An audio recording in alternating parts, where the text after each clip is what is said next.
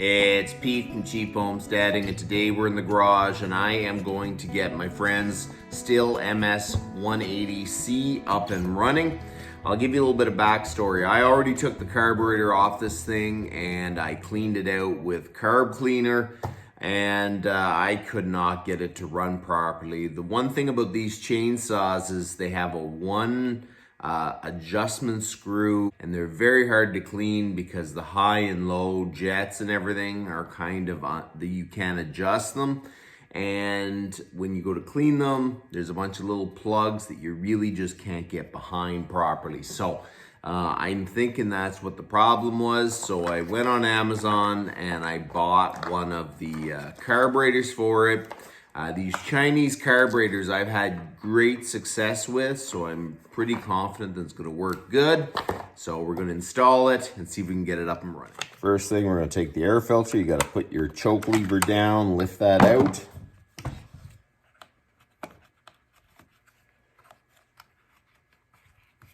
Pull the air filter out. Let's remove these two nuts that hold the breather box on. They're 8 mil.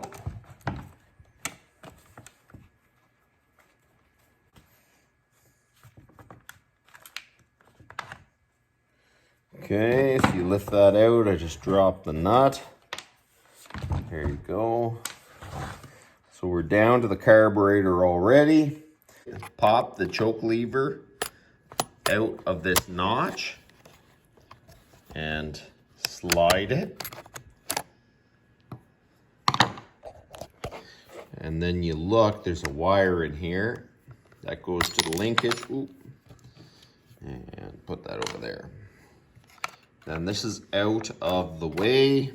So with one finger, you're gonna pull down on the linkage on the carburetor, and then you're gonna get this rod and pull back until it unhooks. And then the whole carburetor comes off. And then you push on your fuel line.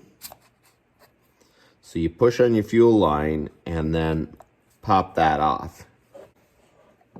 And there you go, the carburetor is off. Okay, so we got the new carburetor here. There's an O-ring on there. Everything is ready to go. We are going to install it. So an important thing is make sure this rubber gasket, which is actually part of your boot, doesn't have marks on it or something that could interfere with sealing the new carburetor properly. Just make sure it's all clean and has a good sealing surface. We're going to put the fuel line on. We're going to pop that on. Going to use the pliers. Make sure you don't damage the line when you put it on, because that'll cause its own problems if you poke a hole in it. Okay, so now we're going to slide this in here. So now we do the opposite. We do the opposite. So we pull the linkage down and slide it on. And when it's hooked, it's all good. Okay, so this is one of the fastest carburetors I've ever seen to just take off and install. It's absolutely great. So now you get this piece of linkage, and now you shove it back in the end of your choke lever, which sometimes can be easier said than done. There you go, it's in the end. We're gonna shove the choke lever into the hole in here. We're gonna hold up on this metal clip right there. And then we are going to shove the linkage down. So this is how the choke lever goes in. The choke lever pops into the hole in the housing here. It comes down. There's a little tab here.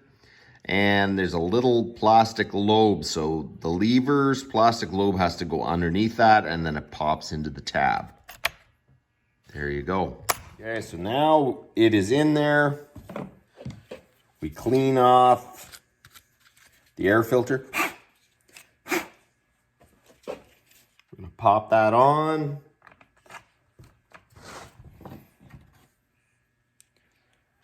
the 8mm socket.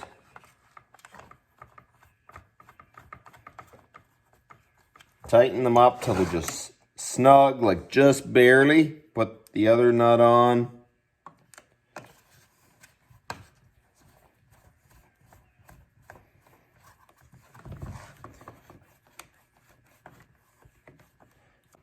So now that they're just snug, you got to tighten them evenly. So tighten, tighten, tighten. It's really important when you tighten down carburetors and that you tighten them evenly.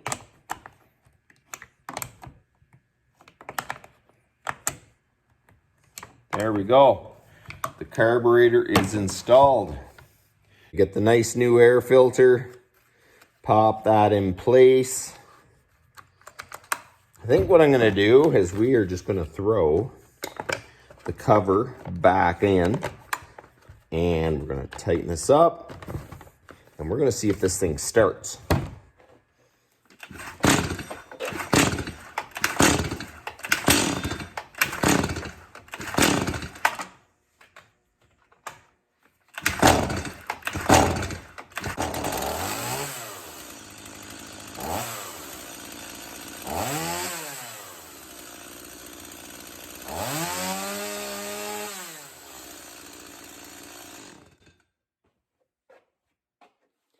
So there you go. She runs like a dream right out of the box. Not adjusted, not anything. It runs really, really well. That adjustment screw is mainly your idle. So you can turn that adjustment screw down and it'll actually slow down so your chain stops turning. But right out of the box, this thing is running awesome. So you know what? That's about enough for today. We installed one of those cheap carburetors on a Stihl MS180C and she fires up and runs brilliantly. So that's about enough for today. You guys have a good one.